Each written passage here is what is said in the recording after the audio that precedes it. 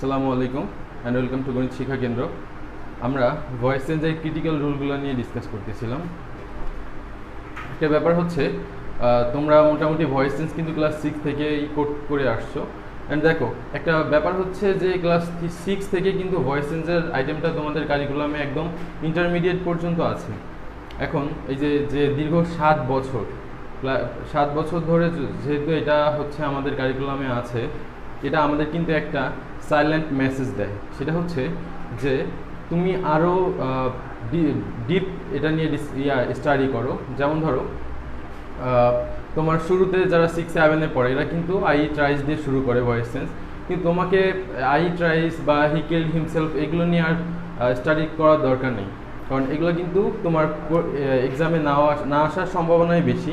তোমাকে কিন্তু এই যে জিরান্ড, ভয়েস উইথ জিরান্ড, দেন হচ্ছে ভয়েস উইথ পার্টিসিপল, এইটা বেয়ার ইনফিনিটিভ, এগুলো নিয়েই কিন্তু তোমাকে ভয়েস চেঞ্জার থেকে কোশ্চেন করতে পারে। সো দ্যাট বুঝতেই পারছো যে আমাদের একটু ডিপে গিয়ে হচ্ছে স্টাডি করতে হবে ভয়েস চেঞ্জ নিয়ে। সো এই জন্যই মূলত আমি হচ্ছে তোমাদের এই ভয়েস চেঞ্জের ক্রিটিক্যাল রুল নিয়েই হচ্ছে ডিসকাস করতেছি। তো শুরুতেই দেখো, ভয়েস উইথ জেরান্ড, যেটা জেরান্ডটা হচ্ছে কি, আমাদের জেরান্ডটা আগে জানা দরকার। সেটা হচ্ছে জেরান্ড হচ্ছে একটা টাইপের নাউন আর কি। যেমন ধরো, ভার্বের প্রেজেন্ট ফর্মের সাথে যদি আইএনজি যুক্ত হয়ে সেটা নাউনের পজিশনে সেন্টেন্সে বসে, তাহলে সেটাকে বলে হচ্ছে জেরান্ড। যেমন ধরো, walking is a good exercise. এখানে ওয়াকিংটা ওয়ার্ক ভার্বের সাথে আইএনজি যুক্ত হয়েছে এবং সেটা সেন্টেন্সের শুরুতে বসছে, মানে নাউনের পজিশনে, এর জন্য এটা জেরান্ড। সেম যদি চিন্তা করো, পিপুল থিঙ্ক ইউজিং পেস্টিসাইডস, অথবা farmers think using pesticides in their field. তো দেখো, ফার্মার্স থিঙ্ক ইউজিং, তো এখানে ইউজিংটা কোথায় বসছে? ভার্বের অবজেক্ট হিসেবে। আর অবজেক্ট হিসেবে আমরা জানি যে নাউন বা প্রোনাউন বসে। সো বুঝতেই পারছো, আই থিঙ্ক তোমাদের কনসেপ্টটা মোটামুটি জেরান্ড সম্পর্কে একদম ক্লিয়ার হলো।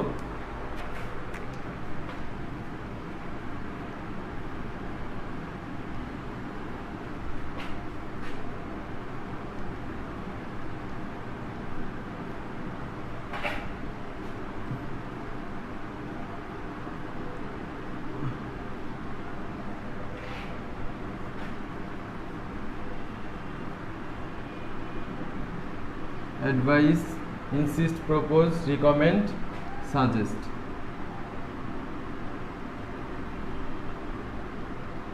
Plus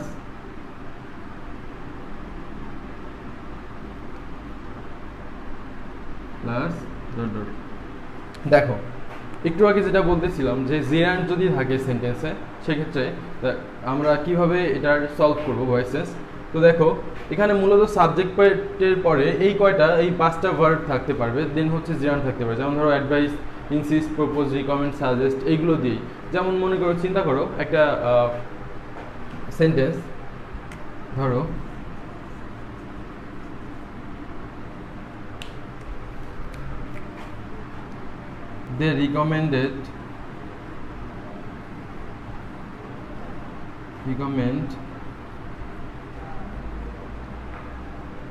they recommend using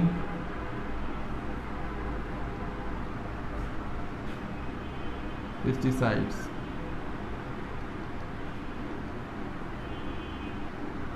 in the field.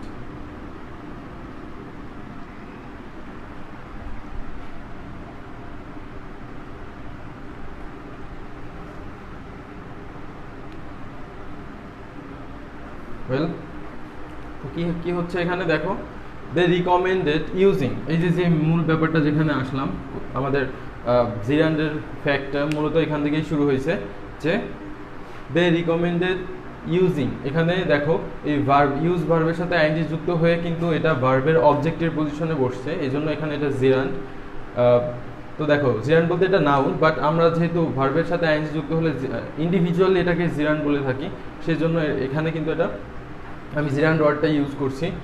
তো ভার্বের অবজেক্টের জায়গায় বসছে, অ্যান্ড আমরা জানি যে অবজেক্ট হিসেবে নাউন বা প্রোনাউন বসে। সো এটা যেহেতু প্রোনাউন না, তার মানে এটা অবশ্যই নাউন। তো they recommended using pesticides in the field. দেখো, এই সেন্টেন্সটাকে আমরা যখন প্যাসিভ করব, তখন আমাদের যে রুলটা ফলো করতে হবে সেটা অবশ্যই খেয়াল করো।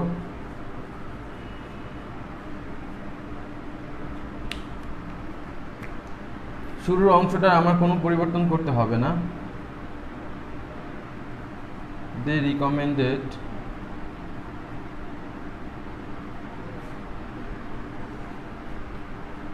that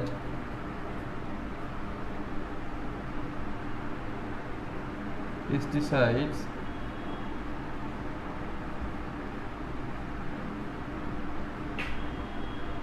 should be used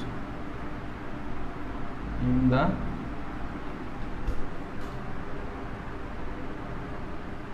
field. Well কি বলা হচ্ছে, তো আমাদের শুরুতে কিন্তু এই প্রথম অংশের কোনো পরিবর্তন করতে হবে না, মানে যে ভার্বগুলো আমার এখানে লেখা আছে যেমন সাবজেক্টের পরে যে advice, insist, propose, recommend, suggest, এই ভার্বগুলো কিন্তু আমার কোনো পরিবর্তন করতে হবে না, মানে এই অংশটা মানে শুরুর যে অংশটা আছে এটা কিন্তু অপরিবর্তিত অবস্থায় বসে যাবে। দেন আমাকে কি করতে হবে, এরপরে আমাকে দ্যাট আনতে হবে। দ্যাট আনার পরে দেন হচ্ছে এই ভার্বের এরপরে যে অবজেক্টটা থাকবে আর কি, সেই বা এক্সটেনশন অংশটা থাকবে, সেই এক্সটেনশন অংশটা আমাকে এখানে লিখতে হবে। অ্যান্ড এরপরে শুড বি ইউজ করে মূল ভার্ব মানে জিরান্ড, মূল ভার্ব তো না হচ্ছে জিরান্ডের ভার্ব ফর্মের সাথে ইরি যুক্ত করতে হবে। তো বুঝতেই পারছো, দেখো আবারও বলছি যে আমার এই প্রথম অংশটা যেটা আছে সাবজেক্ট প্লাস যে ভার্বগুলো আমি এখানে লিখেছি রিকমেন্ড, প্রপোজ, ইনসিস্ট, সাজেস্ট, এগুলো কিন্তু আমার কোনো চেঞ্জ করা লাগবে না, যা আছে তাই শুরুর অংশটা। অ্যান্ড এরপরে আমাকে একটা দ্যাট ইউজ করতে হবে, এবং দ্যাটের পরে এই যে জিরান্ডের পরে আমার যে এক্সটেনশন অংশটা থাকবে সেখান থেকে এখানে নিতে হবে। ওয়েল, তো এখানে এক্সটেনশন অংশ নেওয়ার পরে শুড বি ইউজ করতে হবে। অ্যান্ড শুড বি ইউজ করার পরে এখানে জিরান্ডের যে ভার্বটার সাথে আইএনজি মূলত যুক্ত হয়েছে সেই ভার্বের V3 বসতে হবে, যেটা দেখতে পাও যে আমি এখানে বসিয়েছি should be used. So I think তোমরা বুঝতেই পারছো যে এই সেন্টেন্সটাকে আমরা কিভাবে এটার ভয়েস চেঞ্জ করবো অ্যাক্টিভ থেকে প্যাসিভে। একটু ক্রিটিক্যাল, নর্মালি এক্সামে দিলে হচ্ছে এটা ঘাবড়ে যাওয়ারই ব্যাপার, আবার এটা আসার সম্ভাবনাও থাকে। সো বুঝতেই পারছো যে তোমাদের চেঞ্জিং সেন্টেন্সে হয়তো একটা বা দুইটা ভয়েস চেঞ্জ আসে, সো ক্রিটিক্যাল দেওয়ার সম্ভাবনাই বেশি। যদি 4-5টা থাকতো বা হচ্ছে সেক্ষেত্রে কিন্তু আমাদের ইজি হওয়ার সম্ভাবনা ছিল, যেহেতু 1-2টা থাকে সেজন্য একটু ক্রিটিক্যাল হওয়ার সম্ভাবনাই বেশি। ওয়েল, তো আশা করি তোমরা এটা বুঝতে পেরেছো। এবার হচ্ছে আমরা পরবর্তী রুলে যাব।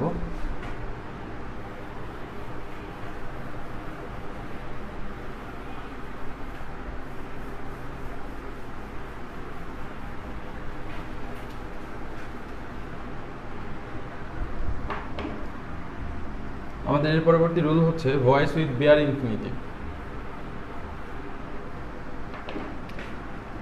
Voice with bare infinitive.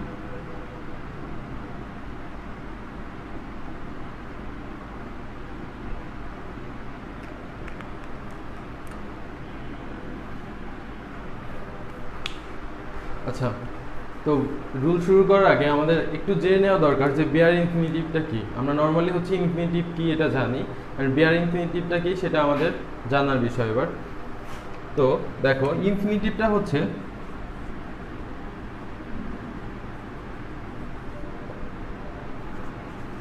Bare infinitive.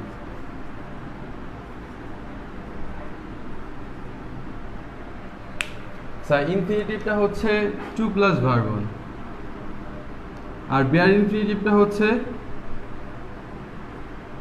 2 ছাড়াই verb 1।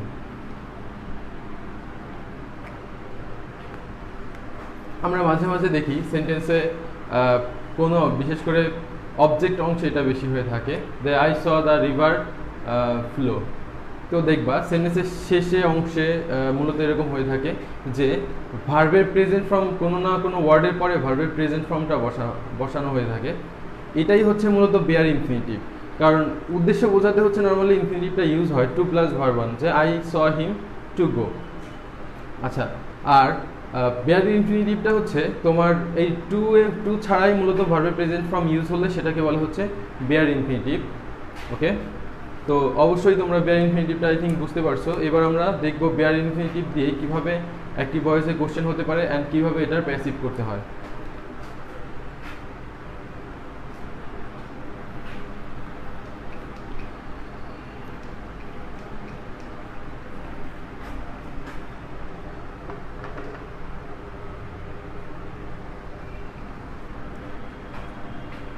Well, subject plus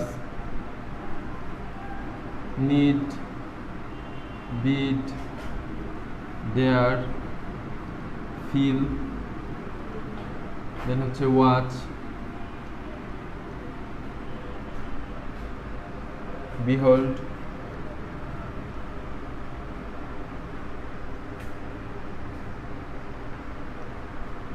well,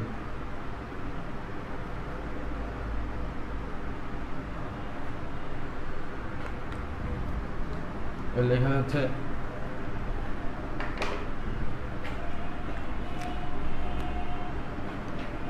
subject plus verb plus object plus need, be, dare, feel, watch, behold. দেখো মূলত এই ভার্বগুলোই হচ্ছে বেয়ার ইনফিনিটিভ হিসেবে ব্যবহার হতে পারে। তবে সেক্ষেত্রে আমার কোশ্চেনটা এইভাবে থাকতে পারে, সাবজেক্ট থাকবে, ভার্ব, অবজেক্ট এবং তার পরের অংশে গিয়ে হচ্ছে এবং শেষে গিয়ে থাকবে হচ্ছে এই ভার্বগুলো। কি কোনগুলো থাকবে? Need, be, dare, feel, watch আর হচ্ছে বিহোল্ড। তো দেখো আমরা যদি একটা এক্সাম্পল দেখি তো আমাদের কনসেপ্টটা পুরোপুরি ক্লিয়ার হয়ে যাবে।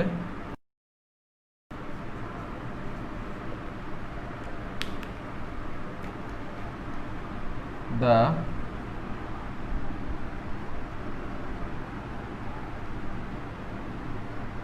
albatross make the window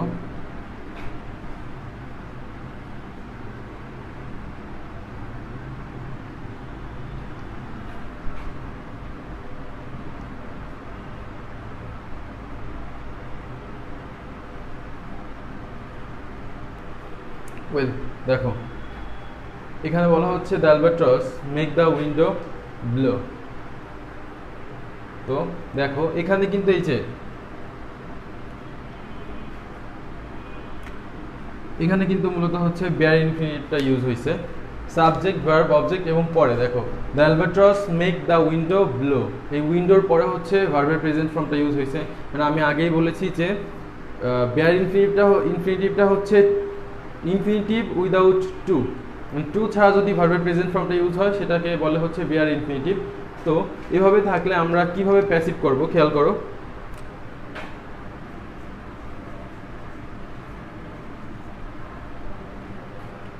well, তো শুরুতে আমার এই অংশটাকে দেখো, এই সেন্টেন্সে হচ্ছে সাবজেক্ট তো নিশ্চয়ই তোমরা বুঝতেই পারছো, অ্যালবাট্রস, ভার্ব মেক, দেন হচ্ছে অবজেক্ট হচ্ছে উইন্ডো। ওকে, তো শুরুতে আমরা ভয়েস চেঞ্জের একদম জাতীয় যে নিয়মটা আছে সেটা ফলো করব। The window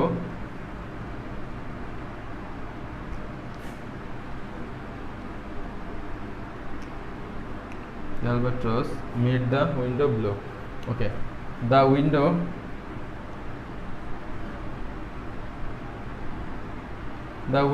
was made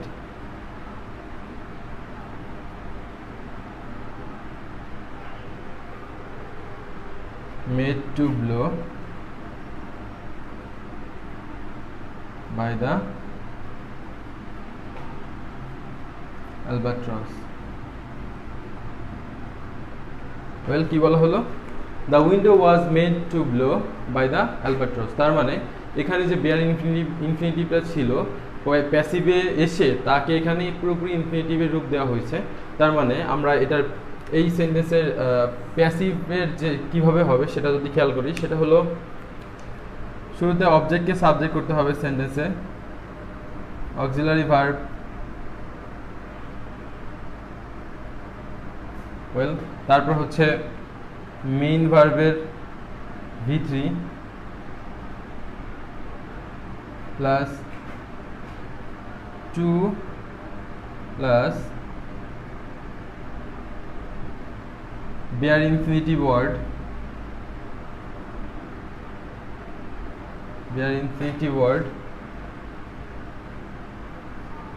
plus by plus object. Well, তো লক্ষ্য করো আমি কিভাবে হচ্ছে এই বিআর ইনফিনিটিভ যুক্ত সেন্টেন্সকে অ্যাক্টিভ ভয়েসকে প্যাসিভ করব। তো প্যাসিভ করার সময় শুরুতে অবজেক্টকে সাবজেক্ট,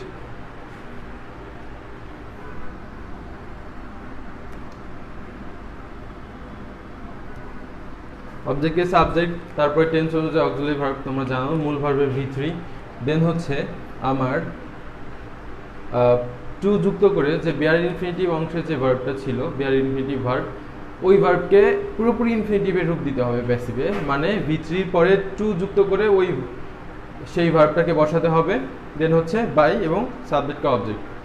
দেখো এই এক্সাম্পলে সেটা খেয়াল করো, এখানে আমি অবজেক্টকে সাবজেক্ট করেছি দ্য উইন্ডো, দেন হচ্ছে অক্সিলারি ভার্ব, তারপর V3 অ্যান্ড এরপরে যে বিআর ইনফিনিটিভ ভার্বটা ছিল সেটা হচ্ছে এই যে টু ব্লো, এগুলোর আগে টু যুক্ত করে দেন এখানে বসিয়েছি, তারপর বাই অ্যান্ড ফাইনালি সাবজেক্টকে অবজেক্ট করেছি।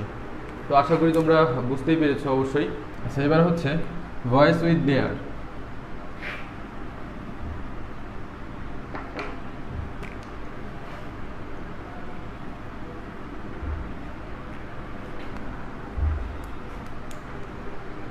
ওয়েল, মাঝে মাঝে আমরা দেখি যে এমন কিছু সেন্টেন্স থাকে যে দেয়ার দেই, যে ধরো লাইক এরকম sentence, there is no time to waste, এই টাইপের সেন্টেন্স থাকতে পারে। তো কিভাবে আমরা এরকম দেয়ার যুক্ত সেন্টেন্সকে আমরা প্যাসিভ করব, সেটাই এবারে হচ্ছে আমাদের আলোচ্য বিষয়।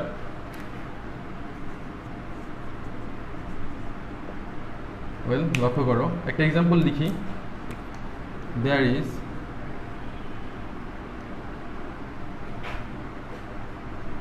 no time to waste. Okay, এই অ্যাক্টিভ সেন্টেন্সকে আমরা কিভাবে প্যাসিভ ভয়েসের রূপ দিব, দেখো অ্যাক্টিভ ভয়েসকে। তো এখানে একদমই সিম্পল, তেমন কোনো কাজ নেই, শুধু টু এর জায়গায় বি যুক্ত করে দিলে হবে। There is no time to be wasted. Well, কি হলো, কোনো কাজ নেই এখানে, শুধু টু এর পরে বি যুক্ত করে V3 বসিয়ে দিলেই হয়ে যাবে, শেষ, আর কোনো কাজ নেই এখানে। তো আশা করি এইগুলোতে তেমন কোনো সমস্যা থাকার কথাও না।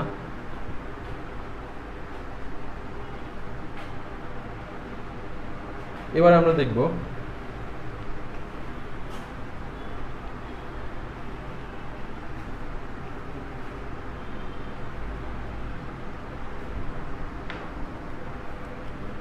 Voice with people. Okay, voice with people, লোকজনের সাথে ভয়েস। ব্যাপার হচ্ছে এবার আমরা কিছু সেন্টেন্স দেখতে পাই যে people think, people gauge, people consider, এই টাইপের আমরা কিছু সেন্টেন্স দেখতে পাই যে মানুষ মনে করে, এইটাই মনে করে, বা দ্যাট ডট ডট, এই টাইপের সেন্টেন্সগুলো আমরা দেখি। তো ঠিক এই ধরনের বাক্যগুলোকে আমরা কিভাবে অ্যাক্টিভ ভয়েস থেকে প্যাসিভ করব, এবার সেটা নিয়ে ডিসকাস করব। দেখো কিভাবে থাকতে পারে সেন্টেন্সগুলো, people plus think, believe, consider,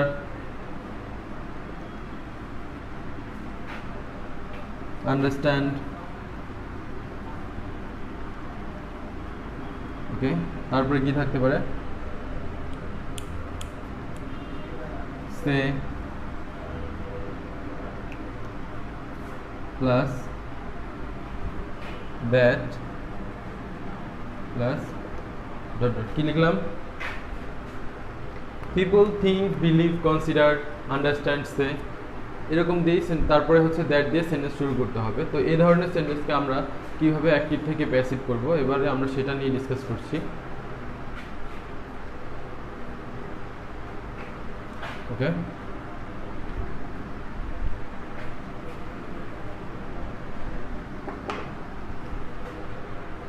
তো এই ধরনের সেন্টেন্সকে আমরা প্যাসিভ করার সময় একদমই সহজ রুল, সেটা হচ্ছে ইট ইজ আনতে হবে আমাদেরকে। ইট ইজ অর ওয়াজ মানে হচ্ছে ভার্বের ফর্মের উপর ডিপেন্ড করবে, plus V3 plus that plus dot dot, দ্যাটের পরে যা থাকবে সেগুলো।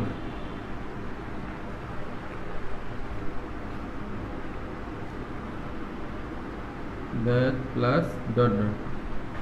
ওয়েল, দেখো কি বলা হচ্ছে, people think or believe or consider understand অথবা সে প্লাস দ্যাট প্লাস এরপরে তোমরা জানো যে দ্যাট ক্লোজ মার্কার যুক্ত ক্লোজগুলো হচ্ছে সাবঅর্ডিনেট ক্লোজ। তার মানে হচ্ছে পিপল থিঙ্ক বিলিভ এরপরে যদি কোনো সাবঅর্ডিনেট ক্লোজ থাকে সেই ক্ষেত্রে আমরা কি করব, ইট ইজ অথবা ইট ওয়াজ টেন্স অনুযায়ী সেটা ডিপেন্ড করবে কোন ভার্বের ফর্ম। মূলত হচ্ছে এখানে যে ভার্বগুলো আমি লিখলাম এই ভার্বগুলোর ফর্মের উপর ডিপেন্ড করবে যে এখানে ইট হবে না ইজ হবে না ওয়াজ হবে।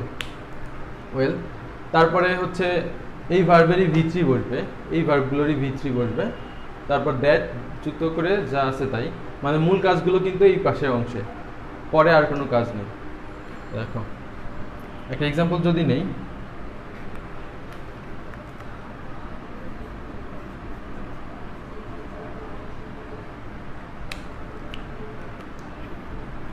people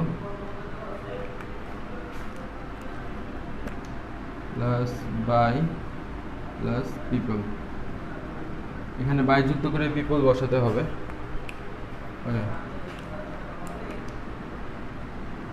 people think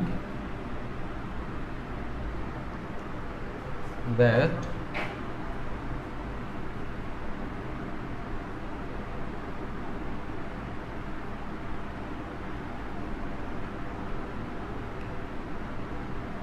they are in great trouble.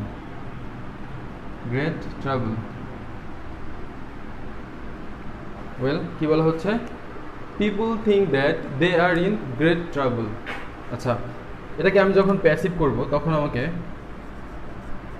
কি করতে হবে খেয়াল করো। শুরুতে আমাদের ইট আনতে হবে, ইট। এখন যেহেতু এটা প্রেজেন্ট টেন্সে আছে সো ইজ বসবে এখানে, এবং এই ভার্বেরই V3 ফর্মটা বসবে থট, দিস থট। তারপরে দ্যাটের পরে যা আছে বসে যাবে, that this thought that they are in great trouble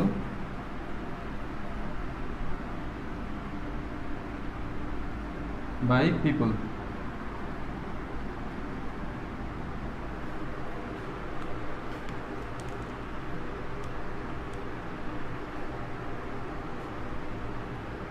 well, তো বুঝতেই পারছো একদমই ইজি, শুধু একটু বোঝার বিষয়, একটু মনে রাখার বিষয় যে আমাকে কিভাবে থাকলে এটা অ্যাক্টিভে থাকলে এটার প্যাসিভটা ঠিক কীরকম করতে হবে। ওয়েল, তো এবারে আমরা যাব আমাদের মোটামুটি ভয়েস চেঞ্জের যে অ্যাক্টিভ থেকে প্যাসিভের যে ক্রিটিক্যাল রুলগুলো দরকার অলমোস্ট শেষ, আমাদের আর দরকার নেই। এর বাইরে মূলত হচ্ছে আর কোনো ক্রিটিক্যাল কোশ্চেন হয় না। তো এখন আমরা শিখব যে কখন ভয়েস চেঞ্জগুলো হয় না, ঠিক কোন জায়গাগুলোতে ভয়েস চেঞ্জ হয় না। কারণ হচ্ছে আমাদেরকে মাঝে মাঝে কিছু কোশ্চেন করে অনেকে কনফিউশনে ফেলে দেয় যে আমি তো অবজেক্টই খুঁজে পাচ্ছি না, তো এটার ভয়েস চেঞ্জ কীভাবে করব। এখন এই প্রশ্নের উত্তরটা হচ্ছে একদমই সহজ, যে ইনট্রানজিটিভ ভার্বের ভয়েস চেঞ্জ হয় না। সেই ইনট্রানজিটিভ ভার্বটা কি এবার সেটাই জানার বিষয়। ইনট্রানজিটিভ ভার্ব হচ্ছে those verbs who don't accept object. Okay, যে সমস্ত ভার্ব তাদের অর্থ প্রকাশের জন্য অবজেক্ট গ্রহণ করে না সেগুলোই হচ্ছে ইনট্রানজিটিভ ভার্ব। ওয়েল, তো ইনট্রানজিটিভ ভার্ব কেমন হতে পারে, যেমন একটা এক্সাম্পল ধরো, I walk in the morning. এখানে ইন দ্য মর্নিংটা হচ্ছে, আমি সেন্টেন্সটা লিখেই ফেলি, I walk in the morning.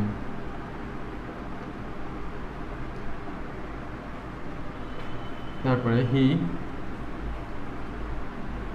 Goes to school.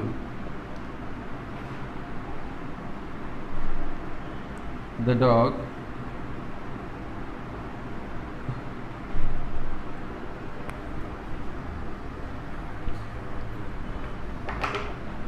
example,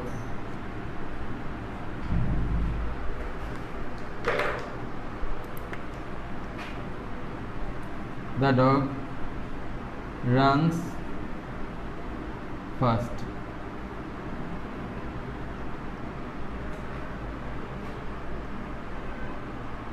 She looks at me.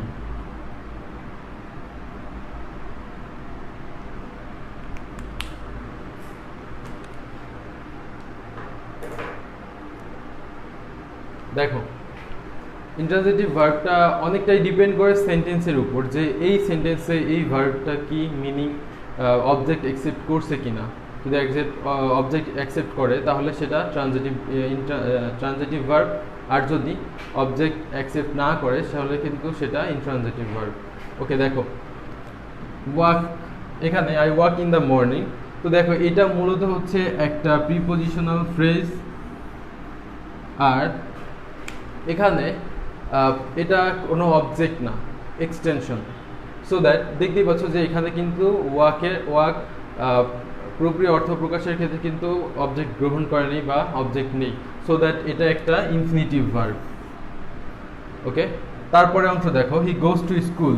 গো যাওয়া, সে যায়, ঠিক আছে। এরপর যাওয়ার পরে হচ্ছে আর ডিরেক্টলি ওরকম অর্থ প্রয়োজন হলেও পড়ে, নাও পড়ে। তো এটা এখানে intransitive verb. Same here, the dog runs first. দেখো আমরা জানি ফার্স্ট হচ্ছে একটা অ্যাডভার্ব, এই কিন্তু অ্যাডভার্বের সেন্টেন্সের সাবজেক্ট হওয়ার যোগ্যতা নেই। সেন্টেন্সের সাবজেক্ট কেবলমাত্র নাউন এবং প্রোনাউন হতে পারে।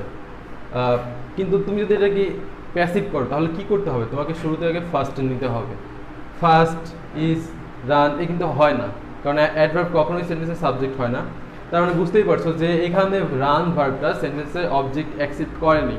তার মানে এইটাই এখানে এটা হচ্ছে রানটা তোমার ইন্ট্রানজিটিভ ভার্ব। সেম তারপরটা দেখো, লুকস। ওকে, তবে কিছু কিছু ক্ষেত্রে ইন্ট্রানজিটিভ ভার্বের ভয়েস চেঞ্জ হয়। কখন হয়? যদি ইন্ট্রানজিটিভ ভার্ব একটা প্রিপজিশন গ্রহণ করে গ্রুপ ভার্ব গঠন করে। যেমন ধরো, the parents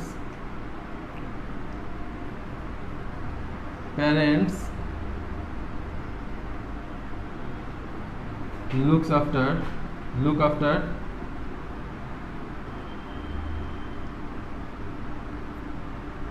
children.